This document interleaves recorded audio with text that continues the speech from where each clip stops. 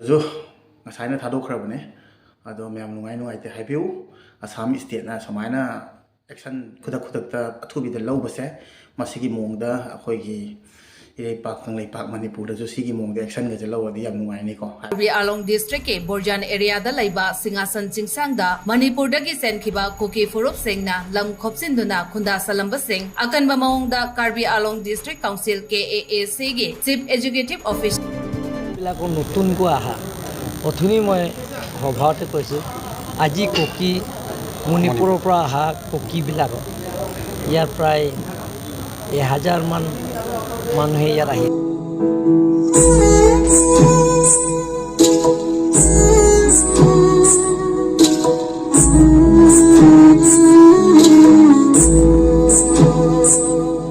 Ma'am पुनो किम फमदा पुतिना वे चैनल त्राम नोकचै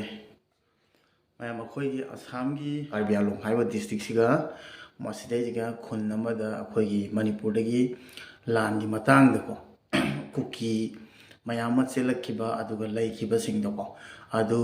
कार्बी आलोंग डिस्ट्रिक्ट तगी मखोइना तारिबा खुनदुगा अखोइगी कोना चंगकपा अदुगा जुम लम हाइदि मथोंग मरांग खंगना लैसिनगिबा सिंगदो मोय चट्रेट मुख हुजिक थादोकनबा हौखरे हाय मणिपुरदा समनाबदा मणिपुरदे ngata oiramdoine aduga lan pamdbai matangda langi matangda चटखिबा ngata chenखिबा ngata oidoine bako ado samaina asamdagi अखोई असम स्टेट तगी समाइना एक्शन लौखत्ती बसे मसीगी मतंग जबदि यम थिना नुंगाइबा तारे सिनि मैम अखोई सोमददी हाइबदि हाना तगी लैरकपगदि लैखरेको अदु नतबिदा मथंग फलांग चंगगा मथोंग मांग खंगदना जुम कई सारागा लैखिबा अदुगा इसागी लम नुंग लैतबिदा हाइदि खोछिलगा लैखिबा कांगुसे मसी थादोरनबा अखोई सिक्युरिटी तौरगा मोय मोय हाने लैफमदा थादोरनबा तौखरे हाय अदुई मतंग दो अखोई आसामी न्यूज़ जु हाय अदुगा मणिपुरी न्यूज़ जु दुम फोंगबने हजि मयाम खंबिरमद्रगदि आई वीडियो से हापसरकपने मयाम अखोई आसामी न्यूज़ तो हना तामिनसे अदुम मतंग मयाम खंबिगनि हाबा तारे KAC CEM Tulyam Ronghan revealed that over 1,000 people from the Kuki community in Manipur have settled in Karbi Anglong. Ronghan added that the around 500 families that have settled here will be asked to leave as there is no space to settle migrants. বিলাকৰ নতুনকৈ আহা অথনি মই সভাতে কৈছোঁ আজি cookie মণিপুৰৰ পৰা অহা কুকিবিলাক ইয়াৰ প্ৰায় 1000 মান মানুহে ইয়াত আহিছে বুলি কৈছে প্ৰায় 500 পৰিয়াল মানুহবিলাক ইয়াত আহিছে বুলিছে তেওঁলোকৰ কাৰণে আমি এতিয়া কাৰ্বি ছাত্ৰ সন্থা আৰু কুকি গাঁৱলীয়া গামবুঢ়াসকল তেখেতসকলক মই মাতিছোঁ গভীৰ মই মাতিছোঁ তেওঁলোকৰ লগত আমি আলাপ আলোচনা কৰি যাতে তেওঁলোকৰ ভালকৈ আমি বিদায় দিম যাতে ইয়াত যাতে তেওঁলোকৰ নাথাকে কাৰণ নতুনকৈ অহা মানুহবিলাকৰ যিটো মাইগ্ৰেণ্টছ যিবিলাক নতুনকৈ আহিছে তেওঁলোকৰ কাৰণে মই ট্ৰাইবেল হ'লেও তেওঁলোকৰ ইয়াত স্থান নাই আজি খেৰণিটো ছাৰ এভিকশ্যন খেৰণিটো যিটো চাউথে ফাংচু মাটি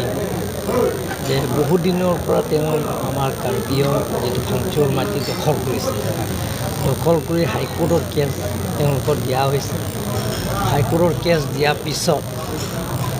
ষাঠি ফাংচু হাইকোৰ্টৰ কেছ দিয়াৰ পিছত হাইকোৰ্টৰ ৰায়দান দিয়া হৈছে এইটো ষাঠি ফাংচুৰ মাটি কাৰণ গোটেইখিনি মাটি ডকুমেণ্টছ মাটি পতাৰ পৰা আৰম্ভ কৰি গোটেইখিনি ডকুমেণ্টছ ষাঠি ফাংচুৰ হাততে আছে তেওঁলোকৰ বেদখল কৰিছে আজি এভিকশ্যন কৰা হাইকোৰ্টৰ অৰ্ডাৰ মতে এভিকশ্যন কৰিছে আৰু ছাৰ হাওৰাঘাটতো PGR আছে সেইবোৰ কেতিয়া सिनि मैम समाइना तानारगा मोयबु थादोकनबा सिक्युरिटी तौरगा मणिपुरदा थाखिदबा तौखरे हायतारे अदुगा अतैसु मखा तारिबा लैरिबा सिंगदो मोय मथक्तसु आदि फजना कुपना कई थीरगा अदुगा अखोय सोमगी हेक पोपदे लेरक नत्तबा अदुगा लम मसागी नलमदबा पता तादबा सिंगदो मदुसु कुपना थीरगा लौथोगा आसामदगी थादोखिनबा होनागनि हाय मसी पाउसे याम नुंगायबा तारे मोयना मैम सुमाइना आसामदसु लैसिलगदि आसामगी आसामिस कांगुजु खंगे फरक साबसिना तारकनि हाबदो अदुना सिगम एक्शन लौबसे याम नुंगायबा तारे मणिपुरगी न्यूज़ तुजु मते मे येंगिनसि मैम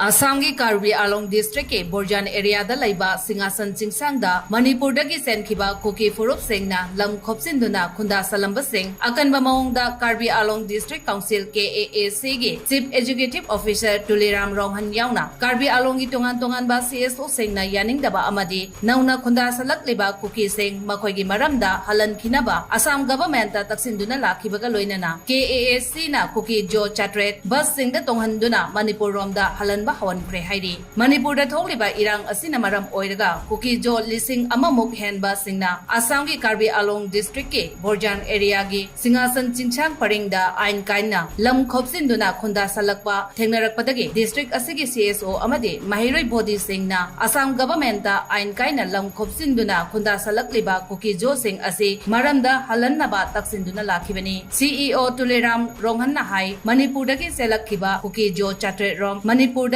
हलन खिनबा मखोयगे ट्रैवल एक्सपेंसिंग काउंसिल ना पुथोक्तुना सिक्योरिटी ना सेक्शन ना ngak senduna कुकी जो साट्रेट मणिपुर दा हलनबा होख्रे लेमहौरिबा सिंगासन चिंसांग परिंगदा हौजिक साइदा सेनि मैम समायना तानारगा मोयबु थादोकनबा सिक्योरिटी तौरगा मणिपुर दा थागिनबा तौख्रे तारे अदु अतैसु मखा तारिबा लैरिबा सिंगदो मोय मथक्तसु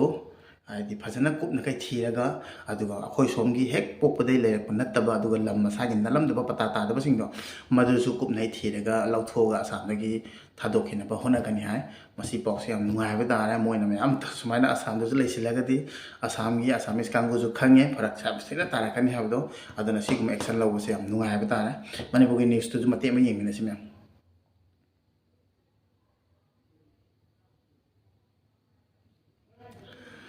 सिनि मैम मणिपुर न्यूज़ तुजु